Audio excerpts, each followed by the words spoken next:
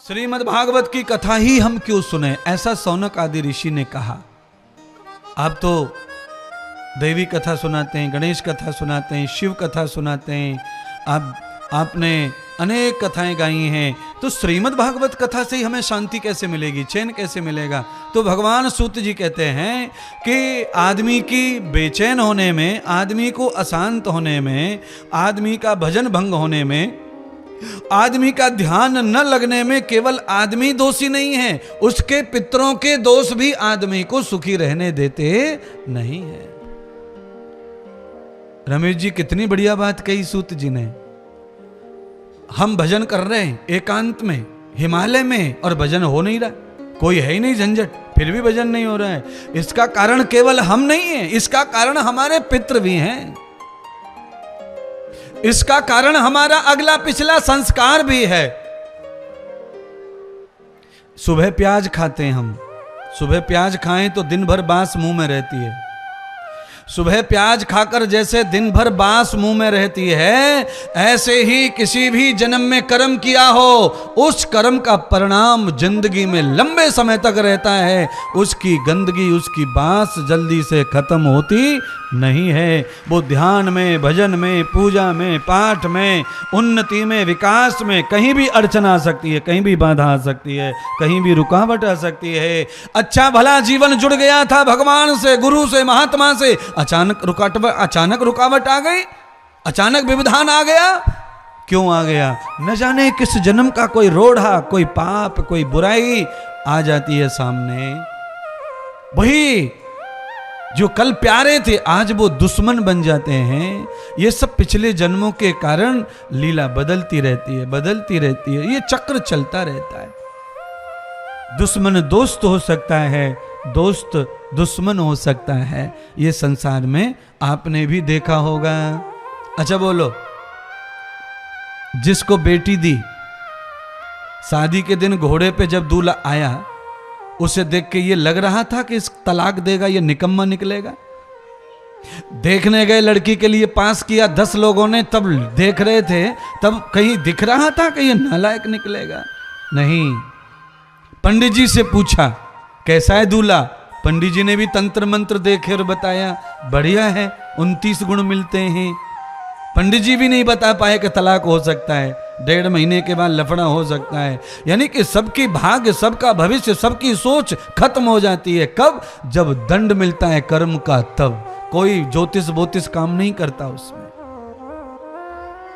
सारी पंडिताई धरी की धरी रह जाती है। कर्म जब आड़े आता है तो सब सोच में पड़ जाते हैं कि ऐसा कैसे हो गया।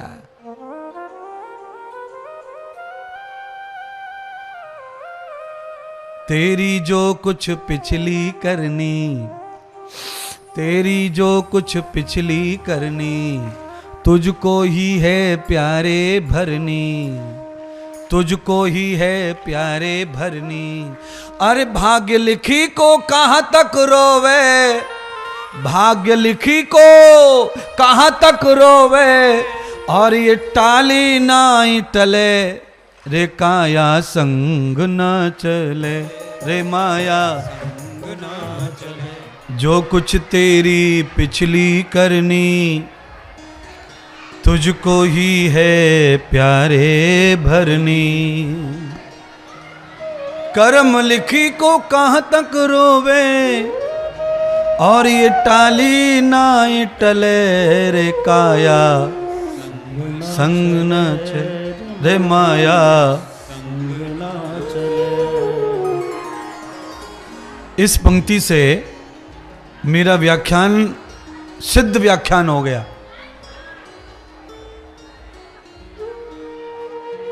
सूत जी ने नारद आदि, माफ करिए नारद जी का नाम निकला, सूत जी ने सौनक आदि सभी ऋषियों को ये कहा कि शांति और ध्यान लगना, आत्म साक्षात्कार होना, इसमें हमारे पिछले जन्म और हमारे पितरों का संग भी इसमें सहयोग करता है। अगर हमारे पितर अशांत हैं, उनका उद्धार नहीं है, तो आपका ध्यान नहीं लग सकता, आप चैन से नहीं रह सकते, आप आराम से सो नहीं सकते। ये सारी चीजें आपके साथ जुड़ी हैं क्योंकि आपके शरीर में जो खून है वो पितरों का है, और जहां तक आपका डीएनए जाता है वहां से संस्कार आपको सता रहे हैं। वहां से लाभ भी मिल सकता है और नुकसान भी हो सकता है। इसीलिए अपने पितरों को प्रसन्न रखो। जिस घर में माता पिता, दादी दादा, सास ससुर जिस घर में प्रसन्न हैं, उस घर में भजन अच्छा हो सकता है, कीर्तन अच्छा हो सकता है, गाने खूब गा लो, खूब नाच लो, और कहीं भी कथा सुनो, मन लगेगा। जिस घर में सास दुखी, ससुर दुखी, पिता दुखी, माँ दुखी, फिर चाहे तुम कहीं भी ढोंग करने जाओ, चित्त नहीं लगेगा, कहीं भी कोई चीज आपको लाभ नहीं देगी।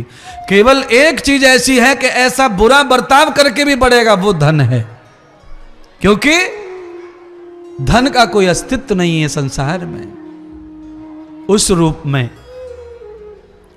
धन से शांति तो मिल नहीं सकती, धन से चैन मिल नहीं सकता।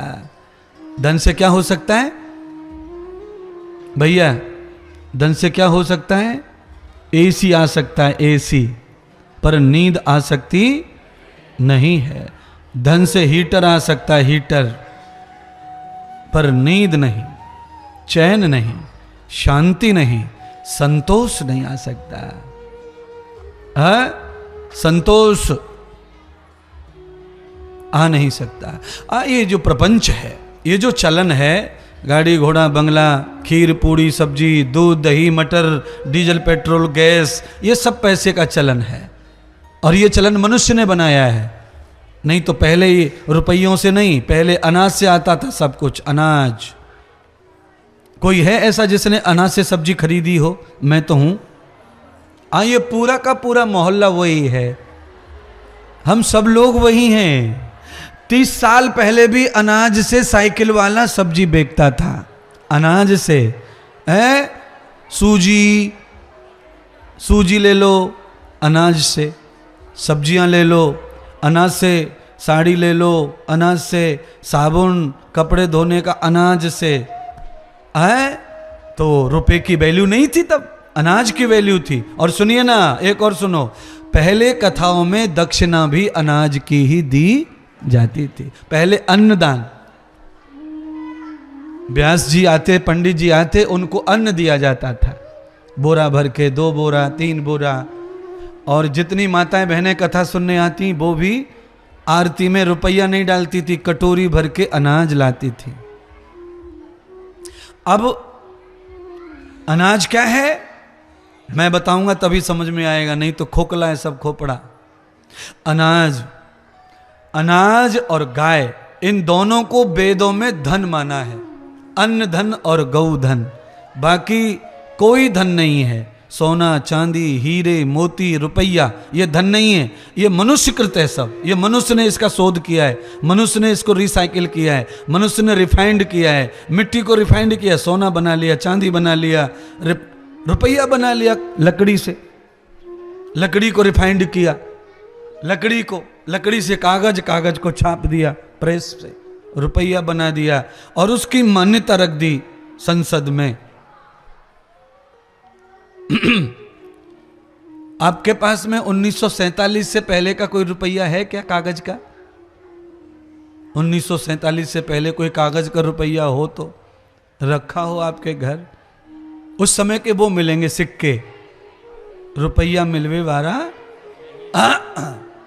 ये सभी संसद का खेल है, मनुष्य का खेल है, संस्था का खेल है। इसीलिए इसको धन चलन के लिए माना गया। ये चलन है। अगर यही लक्ष्मी होता तो मोदी जी की ताकत नहीं थी 1000 रुपए को रोकने की और 2000 पैदा करने की, क्योंकि लक्ष्मी नहीं, ये चलन के लिए बनाया गया है। लक्ष्मी क्या है? अन्न। दिवाली में किसकी पूजा होती है? अन्न की, लक्ष्मी की। अन्न, खील बतासे, खील माने चावल, भुना हुआ चावल, उसकी पूजा।